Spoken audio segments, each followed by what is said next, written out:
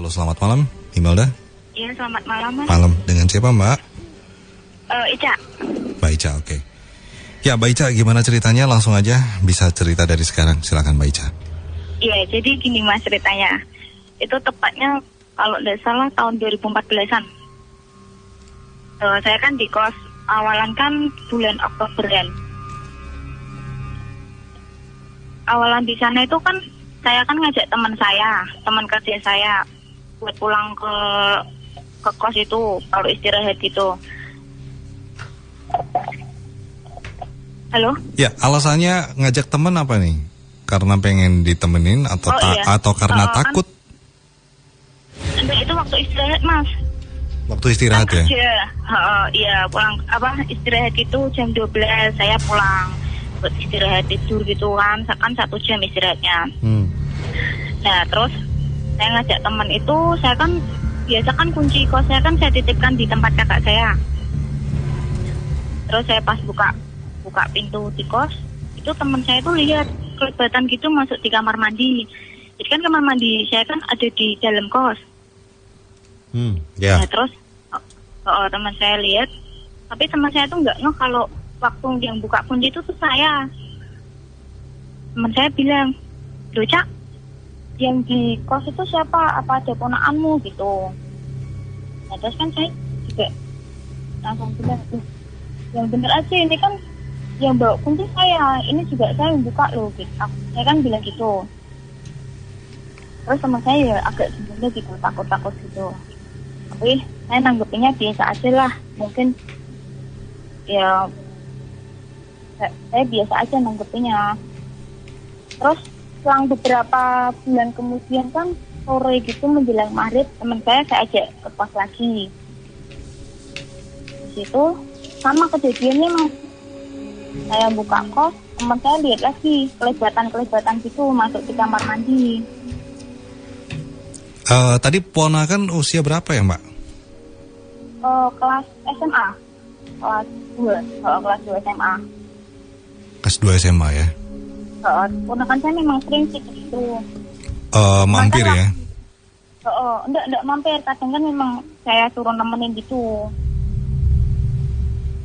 Oke. Nah, yang kejadiannya, yang kelebatan itu sering banget sih. Kalau saya tiap malam gitu kan juga sering ya, kalau misalnya ke kamar mandi gitu. Kadang saya juga ngerasa di belakang saya itu kayak ada orang gitu loh Mas. Walaupun kamar mandi di dalam sendiri ya? Iya, di dalam kos itu kan jadi satu kamar mandi dalam gitu. Nah, saya kan sering lihat, saya kan pas tiap malam gitu kan sering itu bangun buat kamar mandi. Jadi itu kan kadang kan lampu di kos itu kan lampunya mati Mas, saya matiin memang. Kecuali kalau yang di kamar mandinya itu enggak saya matiin. Jadi kan saya kan pas di kamar mandi itu di belakang saya itu mesti kayak ada kelebatan gitu, kayak ada orang, tapi saya mau nengok itu takut gitu. Tapi kadang saya juga mikir, oh mungkin ini perasaan saya aja, apa gimana. Ini sih sering sih kayak gitu, tapi sekarang ini udah enggak. Nah, terus kejadian lagi Mas, suami saya kan waktu tengah malam itu kan dia kan bangun ke kamar mandi. Lah anehnya itu pas kerannya itu dinyalain, yang liatin di keran itu mesti airnya ngalir. Tapi giliran dia nggak ngeliatin di kerannya itu, tapi airnya berhenti gitu. Terus diliatin gitu ngalir lagi, nggak diliatin berhenti lagi, kayak gitu Mas.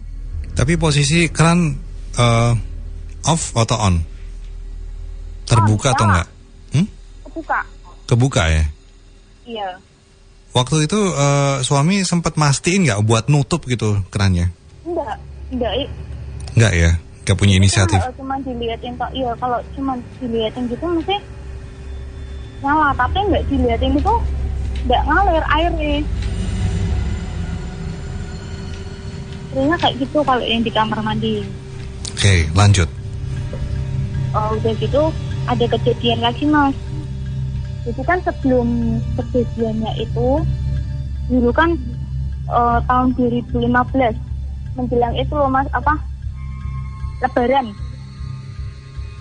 Teman suami saya kan datang di kos buat main cowok. Nah, pas itu dia itu ya pas benerin itu loh batu-batu akik gitu loh Mas. Lah, setelah itu 3 hari kemudian Lebaran, mungkin Lebaran Hamin 2 kalau nggak salah, H+2 itu suami saya dapat kabar kalau temennya itu meninggal di desa itu. Jadi kan terakhir sebelum dia meninggal itu dia sempat datangin di rumah di kos saya gitu loh Mas. Lah terus habis ada kejadian temennya suami saya meninggal itu, ya baru suami saya itu toh pas di kamar mandi dilihatin itu. Apa mungkin itu berpengaruh gitu loh Mas, ada hubungannya gitu loh. Ada hubungannya apa enggak? Sama temen? Sama temen yang meninggal itu. Soalnya kan anehnya kan jadi gitu. Masa habis ada kejadian gitu, terus langsung pas suami saya tengah malam kamar mandi, ada yang nakut-nakutin gitu. Ini temannya suami tinggalnya di daerah mana, Pak? Rumahnya kan di Purwodadi, cuman kan dia kerja di Semarang, deket di kerjaan suami saya. Kosnya juga sama di tempatnya Mbak? Enggak, dia enggak kos, dia main pas itu. Waktu posisi main di tempatnya kosnya Mbak Ica ya? Tempat main di kosnya saya. Sendirian? Iya, sendirian dia. Setelah pulang dari kosan itu, ada kejadian aneh? Enggak, dia langsung pamit itu. Dia langsung pamit buat pulang ke desa besoknya.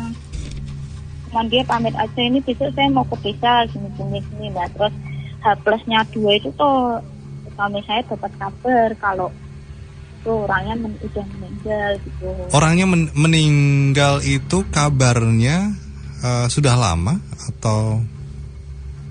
Enggak, sebelum, jadi kan mainnya di kos saya kan sebelum Lebaran. Ya, sebelum Lebaran. Mungkin Hamin berapa ya, Hamin 3 kalau nggak salah. Nah, terus dapatnya kabar itu H+2-nya. H+2-nya. Kalau teman ini meninggal dunia dapat kabarnya kalau itu meninggal dunianya pas hari itu juga, pas H+2 atau H-3 itu udah meninggal? Pas H+2-nya. Pas H+2-nya ya. Oh ya, tadi ini saya potong dulu nih. Kalau di kosan ada kursi plastik gitu di depan? Atau yang di depan kosan itu apa sih, kursi plastik atau tempat sepatu? Nggak ada Mas. Depan di kos nggak ada ya? Iya, nggak ada. Kalau jendela nako ya? Jendela nakonya seperti apa ya? Ya biasa jendela gitu. Halo? Maksudnya jendela nakonya bukaan gitu atau? Halo Mas? Halo, masih dengar suara saya Mbak? Iya Mas. Mbak Ica ya? Masih ada lagi Mas. Halo? Ya, kita masih dengerin. Terusin aja Mbak Ica. Iya. Jadi kan gini Mas, waktu tengah malam gitu, suami saya kan tidur. Nah, di depan, jadi kan di kos saya kan habis tempat tidur, terus depannya kan ada lemari. Nah, di lemari itu tuh suami.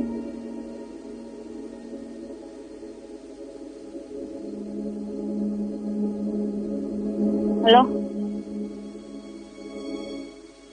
Ya, kita masih dengerin Mbak. Terus aja iya, Mbak Ica. Oh ya, jadi kan gini Mas, waktu suami saya tidur itu kan di tengah malam kan dia kan kebangun. Dia tuh ngeliat tuh ada orang besar ngeliatin dia terus. Itu di depannya dia. Jadi kan pas di tempat itu saya kan ada depannya kan ada lemari kaca gitu. Nah, suami saya tuh ngeliatin dia terus. Itu orangnya itu besar banget katanya. Terus dia kan rada maksudnya kayak mimpi apa gimana, terus dia ngeliatin terus sampai kan dia ketakutan kan, akhirnya dia nggak nyalain lampu, terus orangnya itu hilang. Nah. Oh ya Mbak, kalau kita maksudnya melihat ini ya kos-kosannya Mbak ya,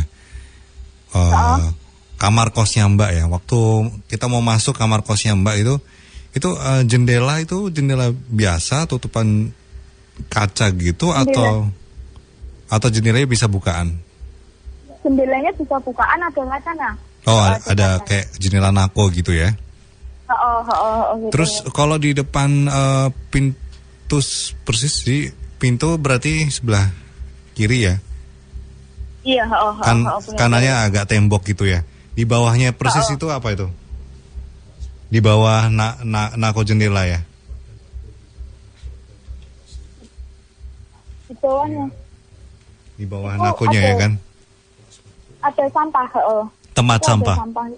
Tempat sampah. Oh tempat sampah ya? Iya. Itu ada mas kursi plastik, tapi itu bukan punya saya, punya tetangga. Tapi emang sengaja ada kursi plastik ditaruh di situ? Iya, dua plastik gitu ada, tapi nggak di tempat saya, punyanya tetangga. Tetapi posisinya berada di dekat sama jendela naku itu kan?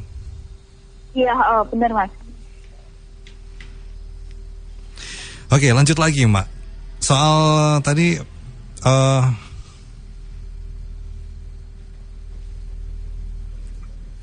iya. Iya mas. Ini balik lagi ke kursinya. Kursinya ini ada sandarannya, kursi plastiknya? Iya, kursi plastik. Mbak, kalau tadi Mbak bilang temannya suami Mbak ya yang meninggal dunia itu. Yang meninggal. Setelah H+2 meninggal dunia itu. Iya. Terus akhirnya menampakkan diri juga? Enggak, kalau menampakkan diri sih enggak. Cuman pas selang kejadian itu suami saya itu tuh di belakang, terus kok kayak kerannya kalau dilihatin itu terus nyala, kalau enggak dilihatin itu enggak nyala. Kalau ngeliatin itu enggak sih, kalau nampakin gitu enggak.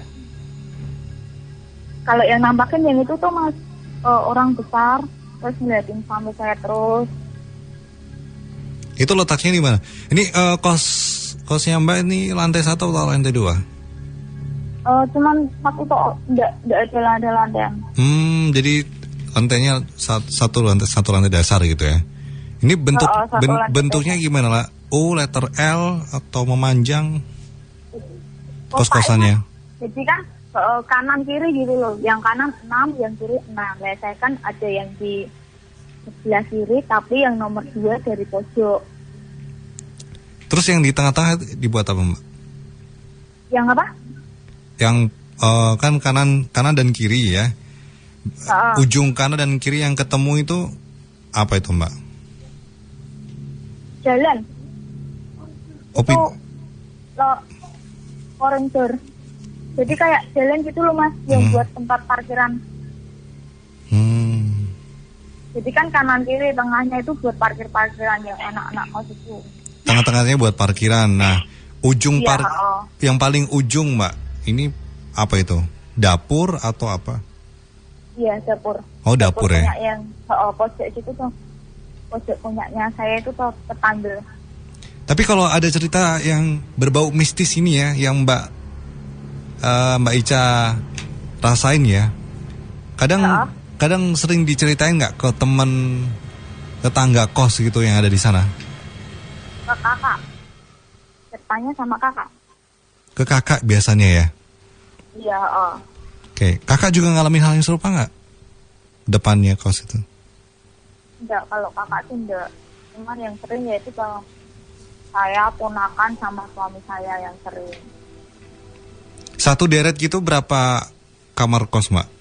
Yang satu sejalur sama Mbak? 6 semua. Yang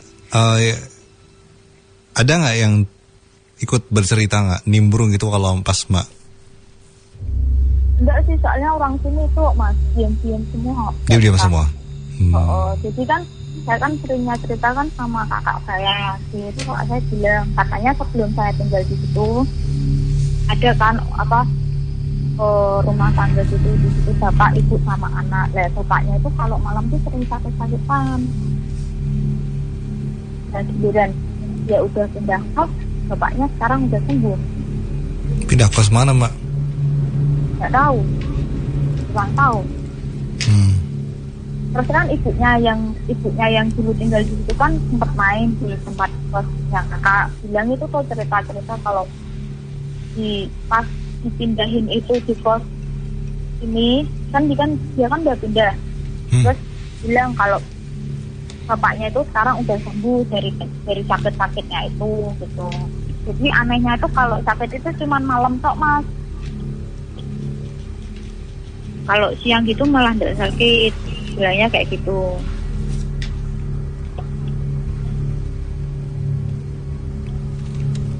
Aneh juga ya kalau siang nggak sakit ya? Iya, lah makanya saya juga penasaran. Maksudnya kan auranya di kos itu tuh beda sama buat saya sama suami saya atau gimana. Tapi selama ini dulu, masih merasa betah nggak kos di sana? Ya ini saya juga masih kos di sini, tapi ya kalau saya sih jarang sih, maksudnya nggak pernah dilihatin gitu, paling cuman lebat cuman gitu toh.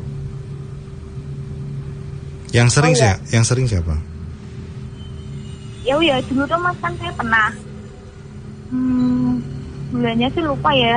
Dulu kan saya kan pernah selfie ya pas suami saya lihat TV, terus kan saya foto-foto gitu. Nah itu dalam waktu bersamaan loh mas. Saya kan memang pakai kalung nama Ica. Nah dalam waktu bersamaan saya nyepret ada 5 mungkin. Pas saya lihat hasil videonya itu, yang satu foto itu kalungnya itu malah kayak bentuknya jadi liontin warna hijau panjang gitu. Padahal kan saya nggak pakai kalung itu mas. Saya cuma pakainya kalung nama itu atau nama Ica kok. Nah itu.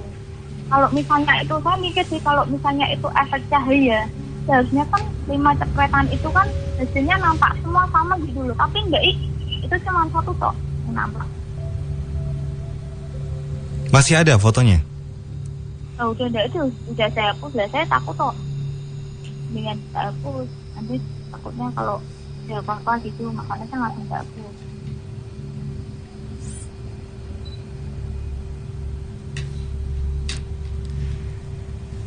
Ini berarti posisi kosannya Mbak Ica ini ya, nggak ada orang di kos ya?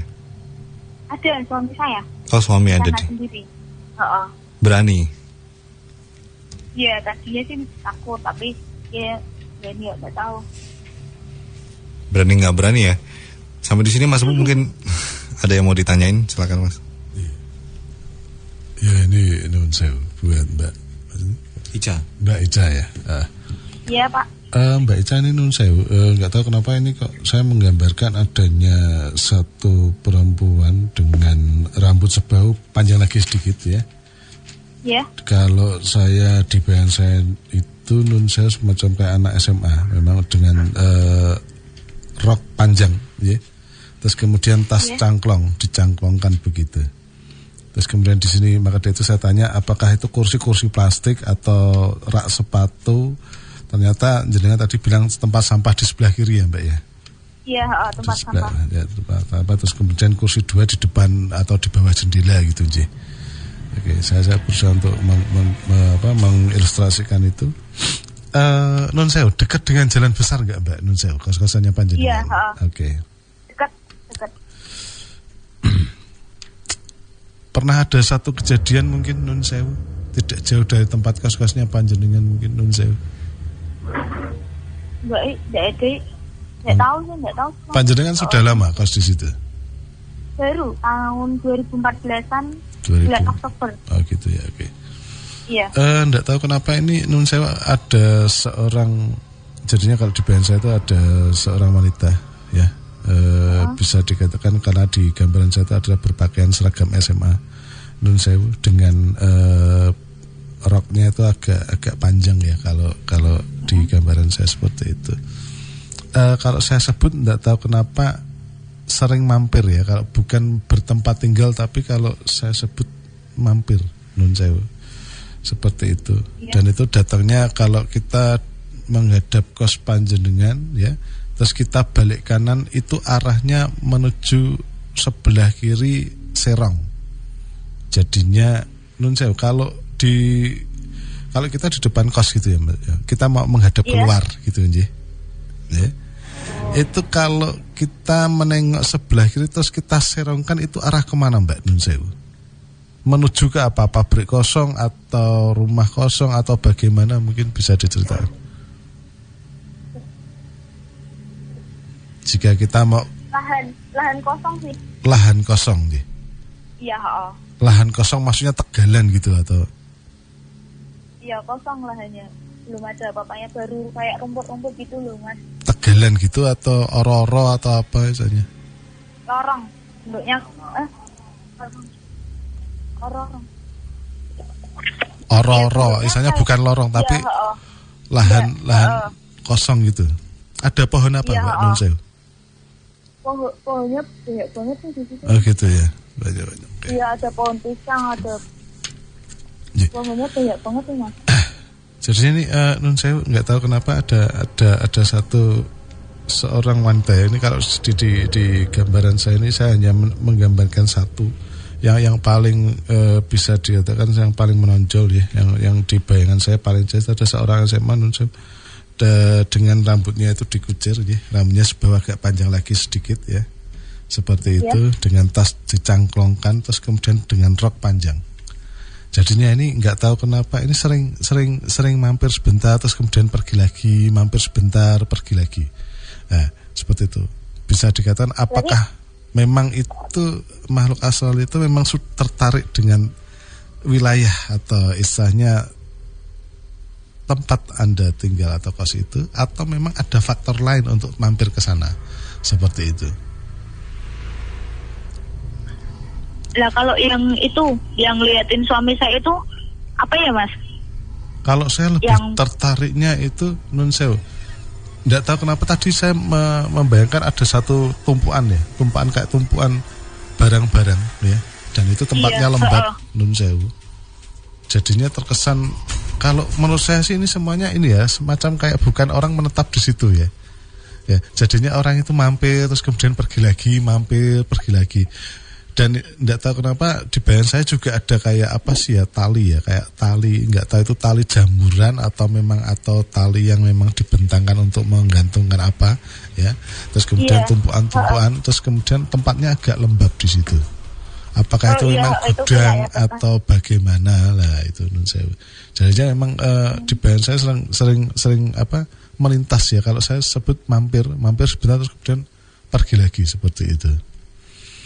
Oh, berarti itu enggak menetap ya di tempat kos saya ya? Ini nun saya tidak menetap semua Mbak, maka dari itu saya bilang ini semacam kayak ampiran, mampir terus kemudian pergi lagi, mampir pergi lagi gitu. Ya. Jadi bukan berarti terus kemudian itu menetap di situ atau istilahnya kalau saya sebut itu memang penduduk asli itu bukan. Jadi ini semacam kayak orang itu mampir terus kemudian pergi lagi, mampir pergi lagi seperti itu. Mungkin kalau boleh saya berkomentar seperti itu Mbak Nun. Oh iya. Ya itu auranya gimana ya? Baik apa enggak di kosnya situ? Sebenarnya sih kalau untuk masalah aura ya Mbak ya, aura itu sebenarnya kita kembalikan ke kita sendiri juga Mbak. Jadi bukan berarti kemudian ada makhluk astral kemudian auranya ikut jelek, itu tidak seperti itu ya Mbak. Tergantung daripada kitanya sendiri untuk istilahnya bisa dikatakan bagaimana kita berinteraksi di sana. Dalam arti gini Mbak, memang tidak semua terus kita singkapi makhluk astral itu jelek semua, tidak seperti itu. Bukan berarti terus kemudian Mas Bu ini kelihatannya berpihak kepada makhluk astral, tidak seperti itu ya. Tapi aura juga itu juga tergantung daripada siapa yang meninggali di situ juga. Gitu loh. Kalau saya sebut kita juga punya aura aja, seperti itu. Jadi tinggal kita bisa berkolaborasi dengan alam sana tidak, atau bisa dikatakan alam yang ada di lingkungan tempat panjenengan tinggal. Mungkin seperti itu kalau boleh saya berkomentar. Iya. Berarti cuma mampir aja, tidak menetap gitu ya Mas ya. Ya. Oke, begitu Mbak Ica sudah gabung dengan kita, terima kasih ya.